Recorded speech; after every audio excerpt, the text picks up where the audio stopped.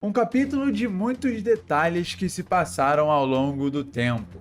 A vinda de Shanks ao país de Wano é algo para demonstrar o quão forte esse Yonkou era e inserir ele na história de uma vez por toda. O homem está atrás do One Piece e não quer que ninguém interfira na nova era. Acabar com toda a força de vontade de um almirante só por conta de um haki do rei deve ser algo a ser considerado para um dos conquistadores. E agora faz muito sentido quando a gente viu que o Shanks foi posto junto com o Roger, Oden e Shebek naquela cena do capítulo 1001 de One Piece, onde a gente via os grandes poderosos do mundo de One Piece. E Kaido se perguntava o quão alto iria chegar o nível de Luffy. E entendendo isso um pouco, a gente lembra o quanto o Haki do Rei é importante para um personagem, que faz ele se tornar realmente um rei, alguém acima do comum e que realmente tem capacidade de enfrentar os maiores monstros de One Piece. Além disso, esse Haki do Rei revela um grande detalhe que provavelmente pode se concretizar daqui a alguns capítulos, mas eu vou falar isso quando chegar o momento, então acompanha comigo todo o review do capítulo 1055 de One Piece, a nova era. Em toda essa situação acontecendo, a música continua soando no país de Wano, mais especificamente na capital das flores, e a gente vê a Nami e a Otama se divertindo, dançando e pulando, enquanto o Zeus está ali com a carinha feliz dele, mostrando que provavelmente a Big Mom ainda está viva. Eu acho que deve haver uma ligação entre esses dois lados e que ela tem que ser mantida, seja pela vontade da Big Mom ou pela vida dela. O Homie foi criado e ele possui a alma dela. Se a alma dela se for de uma vez por todas,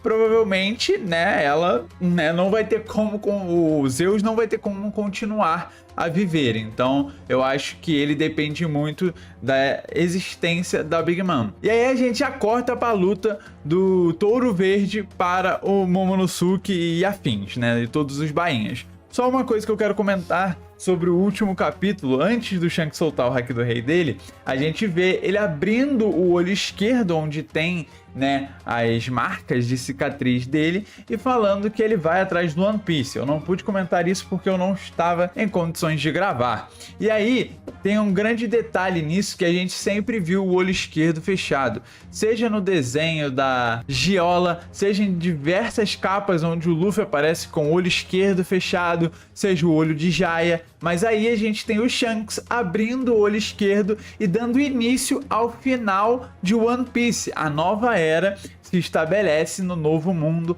onde a gente tem grandes seres como Luffy e Sabo, os dois lado a lado, liderando frentes diferentes para lutar contra o governo mundial. Tem diversos detalhes, infelizmente eu não vou comentar todos eles sobre o último capítulo. Vamos continuar aqui na luta. O Yamato tá tentando ajudar o Momonosuke, mas o Momo impede ela porque ele quer defender o Wano sozinho. A gente vê o Raizou tentando ajudar, utilizando a arte do fogo, e aqui tem uma coisa interessante.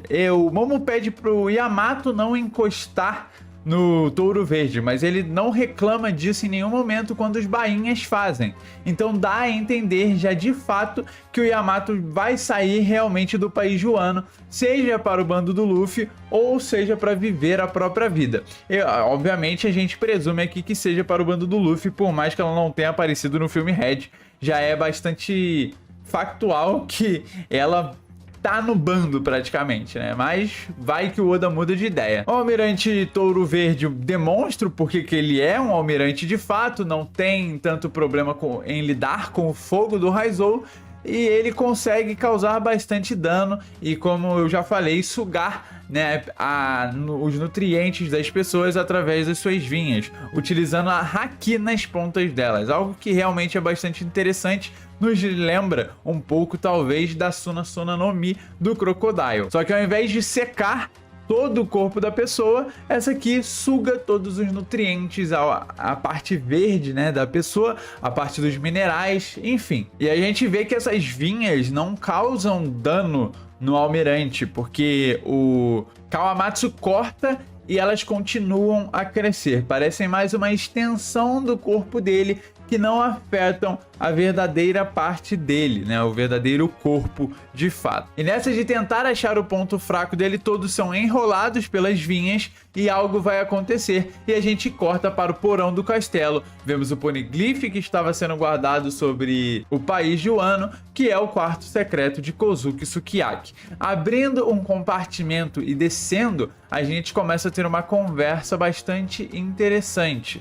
Uma rota e um caminho que revelam onde está o verdadeiro Road Poneglyph. E isso foi encontrado por Kaido graças a Jack ser um tritão, né? Novamente a gente vendo que a função de tritão dele manteve ele útil para alguma coisa, porque em luta a gente sabe que ele não faz nada.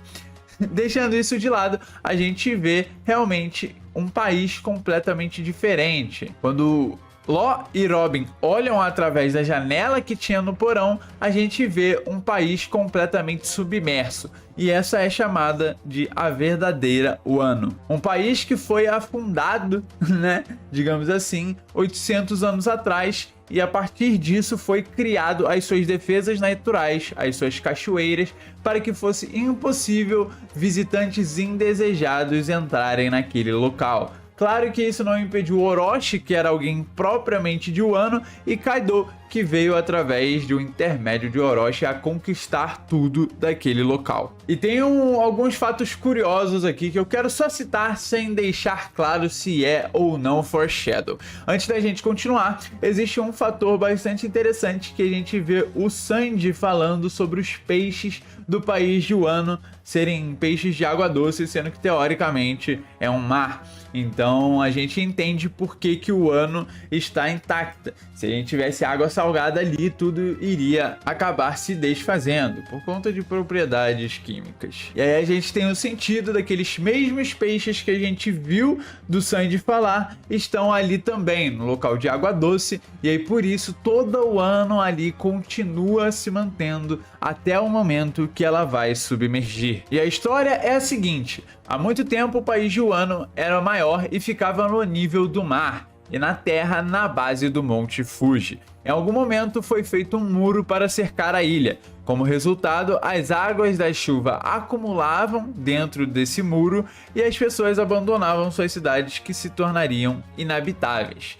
Eles construíram uma nova terra na encosta da montanha e por isso nós temos o novo país e o atual país de Wano, aquele que está em cima, muito menor do que o anterior e que está ao lado do Monte Fuji. E assim, depois de descer tantas escadas e ter essa conversa bastante interessante sobre o que era o país de Wano, lembrando que isso pode ter sido um foreshadow do Oda, no momento em que o Mont Blanc Cricket acha o ouro no oceano.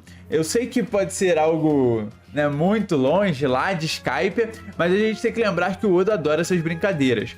O país de Wano é chamado de a Terra do Ouro, o País do Ouro, e isso faz muito sentido e liga muitas coisas a Jaya.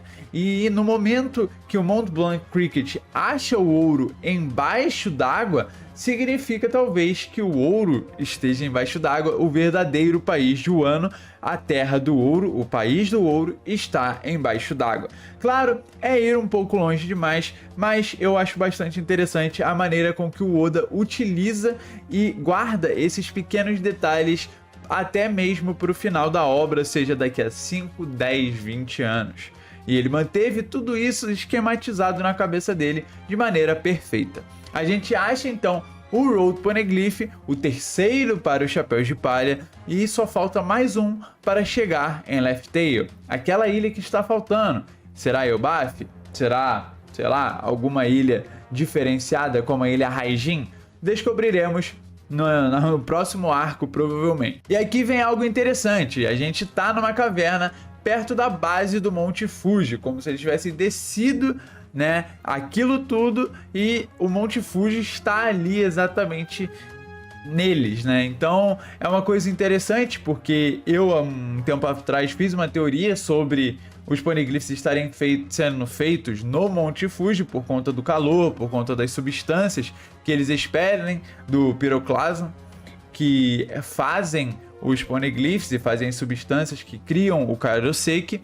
Então eu achei que era realmente ali, mas eu não sei se está exatamente certo ou não.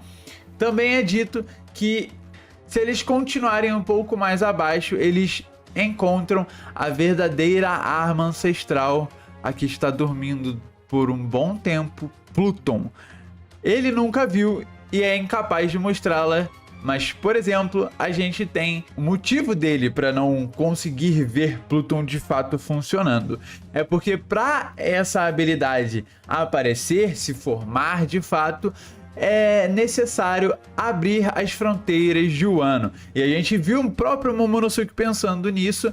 Isso acabaria tornando Wano um grande alvo para o mundo externo, coisa que no momento não é necessário. Por que Oden queria algo assim? O que ele viu de interessante em liberar a arma ancestral? Será que o poder dela é realmente fora do comum? Tudo isso tem sido passado de Shogun a Shogun, e sempre tendo uma resposta.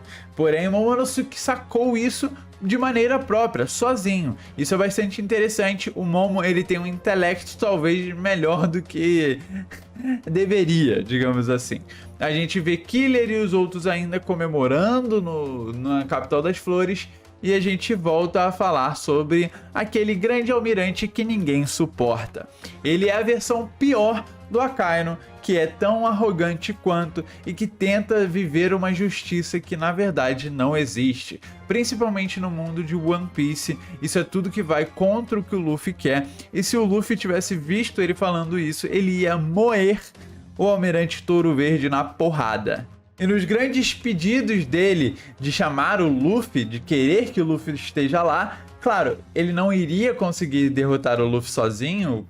Na minha opinião, eu acho que esse nível almirante, do jeito que tá hoje, principalmente com a demonstração do Shanks de Haki do Rei, caiu um pouco as expectativas com relação aos almirantes. E aí vemos o discurso do Momonosuke sobre defender de fato o país de Wano. E aqui ele reforça o que eu disse: o mesmo vale para você.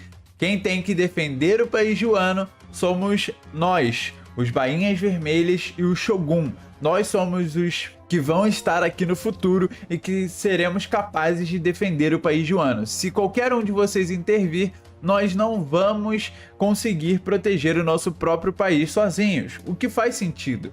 Então ele, nessa grande extravagância, nos demonstra um Boro Breath tão forte que fez o almirante meio que ficar balançado, não exatamente derrotado, mas de fato balançado. Momonosuke soltou uma rajada comparável à de Kaido. E aqui vem um ponto bastante interessante.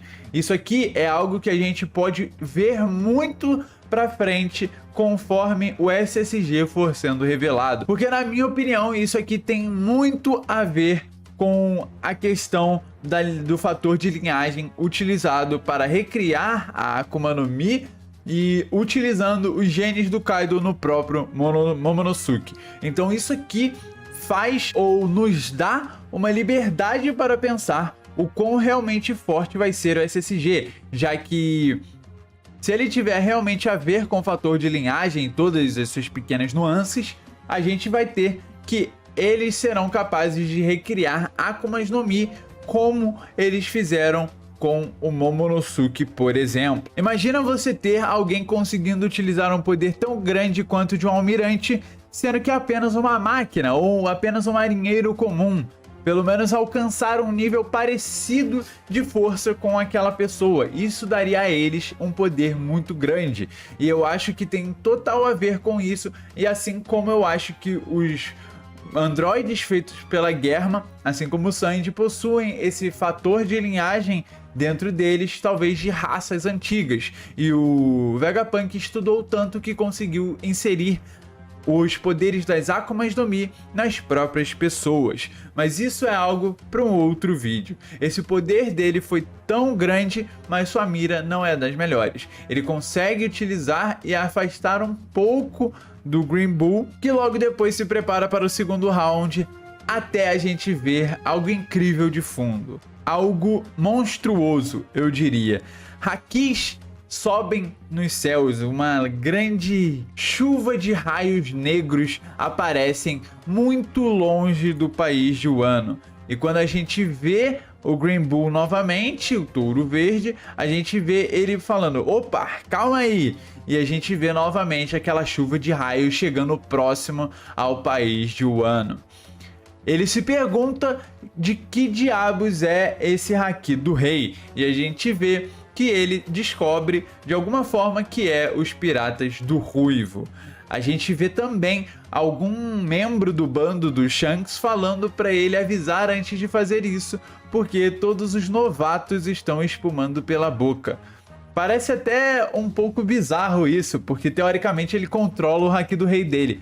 Mas talvez o haki do rei do Shanks seja tão forte que mesmo controlando, ele atinge as coisas em volta dele. Isso dá sentido ao que ele fez, por exemplo, no bando do Barba Branca. Entrar no navio e quebrar ele apenas com a sua chegada é algo de se venerar. É algo realmente muito grande. E ele começa a questionar. Só uma questão, a espada dele está na bainha e ele então perguntam se aquilo que a marinha está fazendo não é covardia. Claro, não foi ordens do Akainu, era apenas uma jogada burra do Touro Verde. A história dos piratas está mudando. Uma nova era está se formando e o Shanks pergunta se eles estão com tanto medo assim.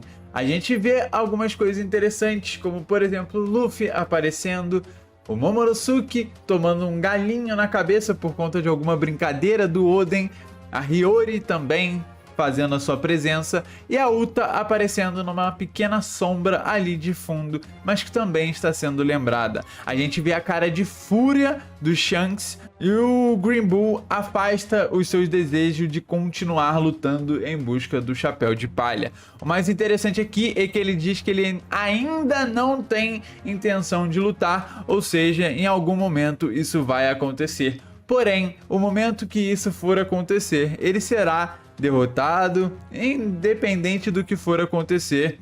O Shanks botou um almirante para correr com apenas um haki do rei. Isso é algo muito insano. Ele estatelou o Green Bull como se não fosse nada. Então assim, não tenho o que dizer. Se alguém ainda existe nessa conversa de Yonko igual ao almirante, pode parar agora, porque não tem mais argumento para os almirantes serem mais fortes. Se você for falar do Akainu, aí tudo bem. Ele é alguém a mais do que deveria. Agora, esse cara aí, sem condição, com todo respeito, ele é fraquinho, gente. Não fez nada. O cara tá tendo dificuldade para lidar com os bainhas. Tudo bem que ele tá lutando com todos ao mesmo tempo, mas ainda assim, a gente viu o que o Kaido fez. Tomou espadada surpresa de todos e meteu a porrada em geral. A gente corta para a cena final do capítulo com todos os chapéus de palha comemorando, se divertindo, bebendo, fazendo uma grande festa. A gente vê a Hiyori sendo mostrada, tocando, e a gente também vê Luffy, Sanji, Zoro e Jinbe sentados, o novo Yonko e o seu trio monstro de comandantes. Eu achei essa cena do cacete, pra não falar outra coisa, e a gente vê que ele foi embora, que não precisou da ajuda dos chapéus de palha para parar aquela pessoa. O Zoro se orgulha um pouco do Momonosuke e a gente vê o Jinbe falando sobre o haki, né? Uma curiosidade é que o haki da observação do Shanks não é exatamente revelado, mas tem algumas coisas interessantes sobre ele, já que a gente viu que ele conseguiu sentir a aura mais ou menos do Touro Verde, entender que ela era algo negativo e a uma distância muito grande de fato.